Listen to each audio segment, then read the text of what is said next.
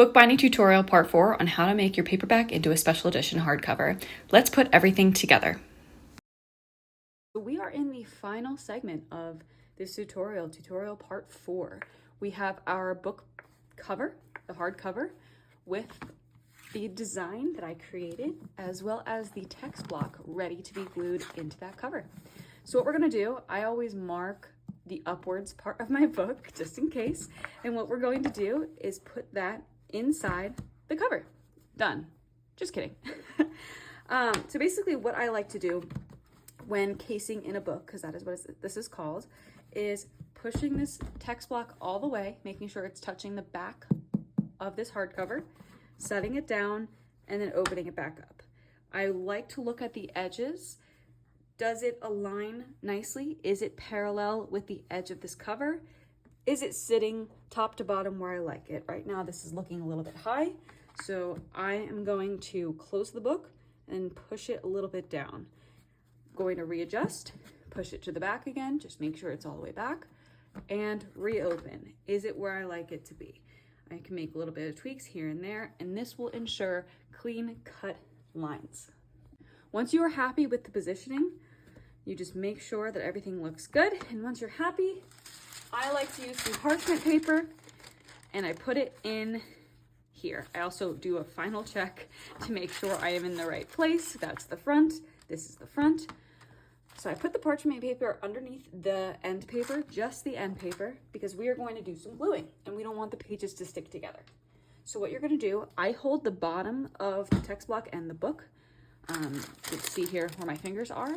I don't push, I don't do anything like that. I just hold it in place because sometimes the lightest strokes of your paintbrush will move the text block and then, you know, it just sucks.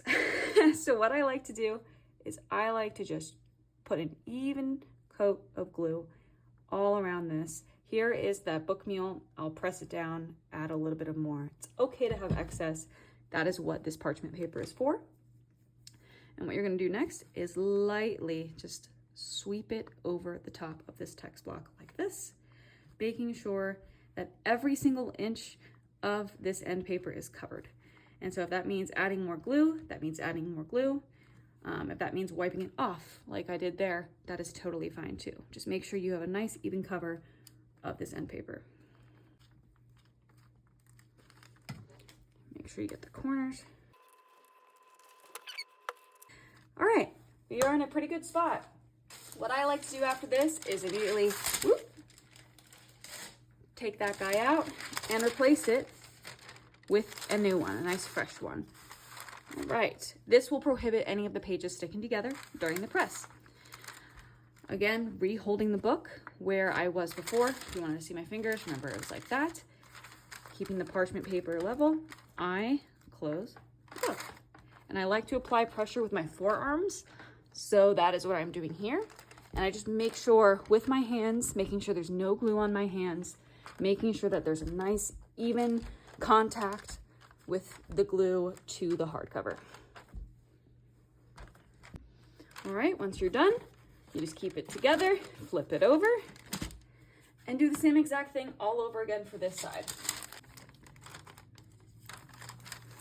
All right. Now we're gonna grab the book and close it. And it shouldn't be a pull, it should be natural. So if you have a pull, I believe that either your measurements were off, it was a little bit too small of a spine, a little bit too small of a crease here, but some of your measurements might have been off if you really gotta tug that book to close it here. All right, now that I feel that this book is doing a good job and everything is pressed, I'm gonna put it onto another piece of parchment paper. This just protects the design from the wood because I've learned that over time, if you press the foil to the wood, it will get the wood gravings from my press, and I don't want that. Put it aside, grab a piece of wood, put it in the wood, second piece of wood, and put it in its press. So I'm gonna do that and then come back.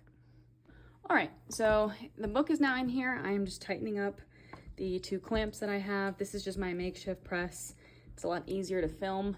I also have a regular book press as well, but you just want to make sure it's as tight as it can be, keeping everything compressed. And basically after this, I'll leave it overnight. I'll leave it for 8+ hours, just because we are in the final stage.